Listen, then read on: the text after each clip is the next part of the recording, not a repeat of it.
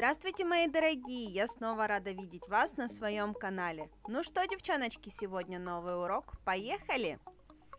Итак, сегодня у нас на коррекции вторая Анина рука. Первую руку с совершенно другим дизайном мы с вами уже сделали.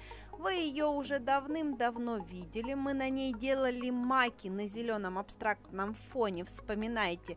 Если не вспомните, то ссылочку, конечно же, оставлю в описании.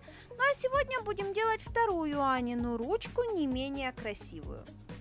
Итак, Анютка сейчас наша ходит с довольно короткими ноготками, поэтому будем делать коррекцию нарощенных ногтей на короткую длину.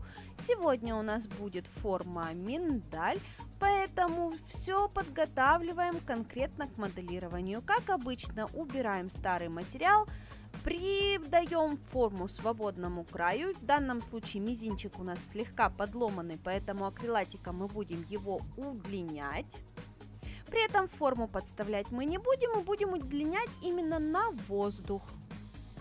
Под эту процедуру готовим ноготочки как обычно. Главное снять максимум материала, но в то же время не допиливаться до натурального ноготка, чтобы не травмировать лишний раз натуральную ногтевую пластину. Как обычно, дальше отодвигаем кутикулу, убираем, вычищаем птериги, наносим праймер, базовый гель и переходим к моделированию.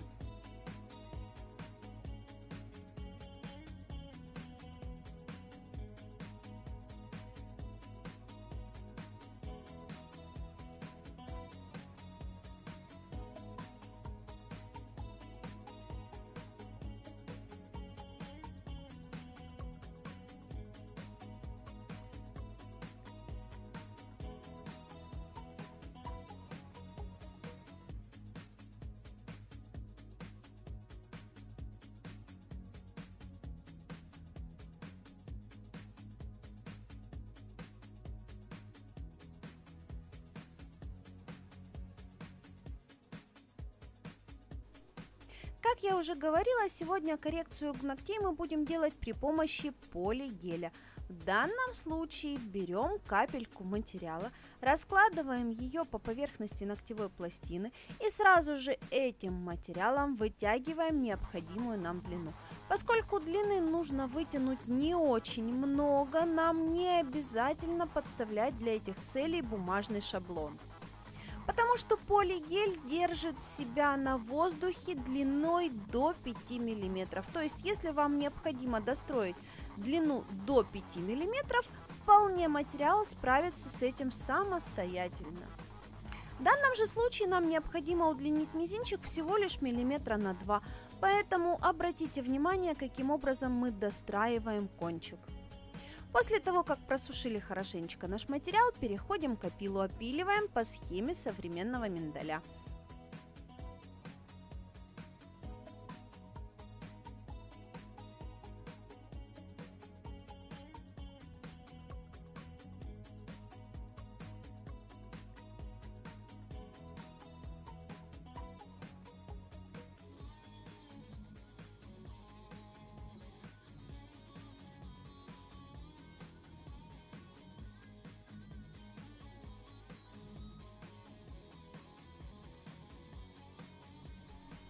А теперь, конечно же, все самое интересное – это дизайн. Сегодня мы будем делать так называемые хрустальные цветы. Но слишком объемно делать это не будем, сделаем такие небольшие цветочки под втирочку. Для этих цветочков покрываем гель-лаком светлого оттенка наши ноготки. Я хочу сделать светлые нежные ногти, при этом довольно яркие контрастные цветочки. Будет смотреться очень нежно и воздушно. Поскольку первая рука у нас довольно яркая, довольно контрастная, то вторую на контрасте с ней мы захотели сделать вот такую вот очень и очень нежную. Нежный дизайн ногтей на самом деле очень востребован у наших клиентов, потому что 90% клиентов будут работать в этом направлении. Им понравится именно такой дизайн, больше, чем контрастный и яркий.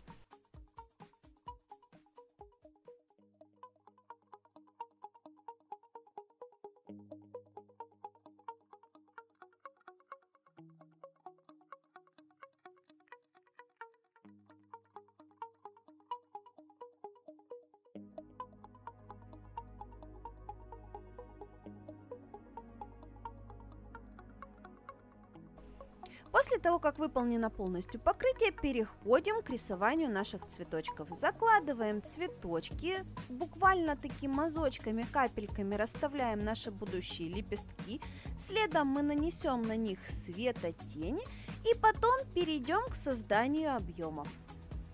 На самом деле создание этих цветочков совершенно несложное. Самое главное в рисовании этих цветов – хорошенечко растушевать границы наших оттенков, для того, чтобы переходы цветов были очень плавные и цвета как бы сливались друг в друга. Ну и при выполнении данного дизайна стараемся подобрать близкую друг к другу цветовую гамму. То есть у нас светло-светло-персиковый оттенок в покрытии, коралловые, светло-коралловые цветочки.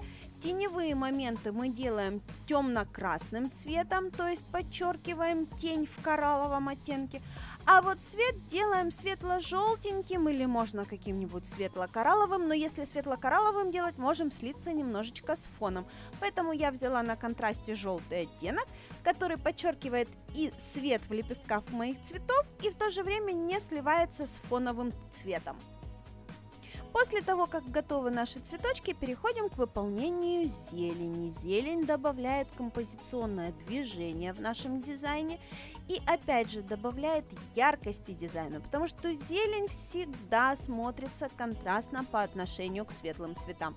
Опять же, выполняем зелень в несколько оттенков. Сначала средним цветом выполняем подмалевки, потом более темным оттенком проставляем тени и, соответственно, светлым цветом расставляем блики и акценты.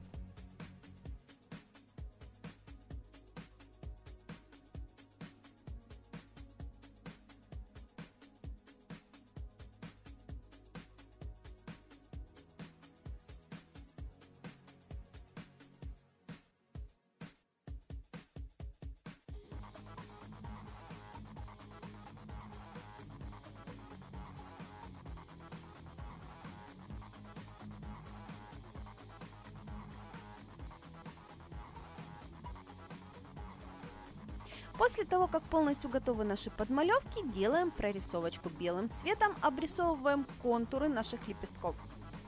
Здесь нужно проследить за тем, чтобы линии были тоненькие и изящные.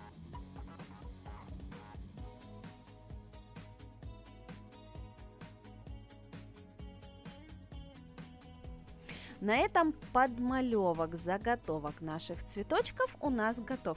На самом деле это уже полностью самостоятельный дизайн. На этом можно остановиться и больше ничего с ним не делать. Но мы продолжаем, поскольку я обещала вам хрустальные цветы. Итак, мы перекрываем матовым финишем и потом каплями глянцевого топа начинаем расставлять объемы в лепестках наших цветочков. Стараемся сделать таким образом, чтобы в каждом лепестке была не одна капля объема, а несколько.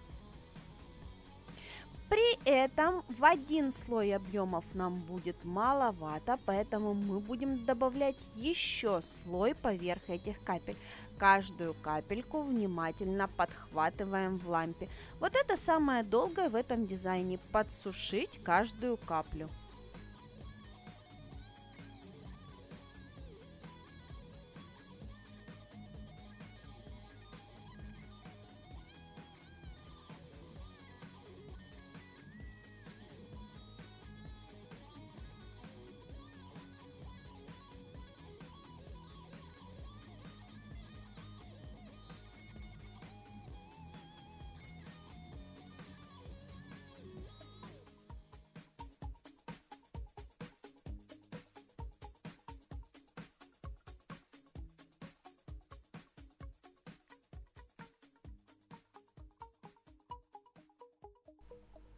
После того, как просушили наши цветы, я решила затереть поверхность цветов пигментом. Такие цветочки наподобие, опять же, на Ане мы с вами уже делали. Очень хорошо они смотрелись. Единственное, что поднимали объем этих цветочков мы в один слой. Здесь мы немножечко усложнились и сделали несколько капель подъема объемных элементов.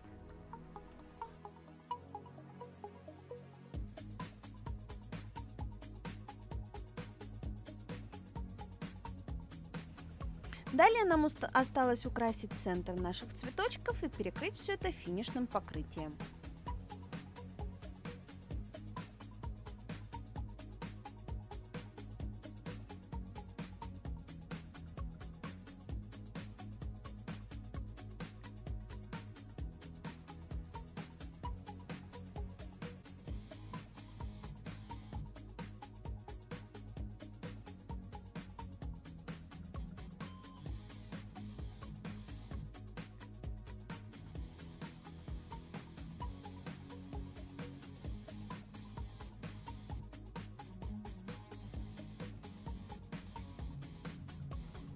Поскольку мы хотим сохранить матовость нашего фона, перекрываем топом при помощи тоненькой кисточкой, проходясь только конкретно по тем лепесткам, которые нам необходимо зафиксировать.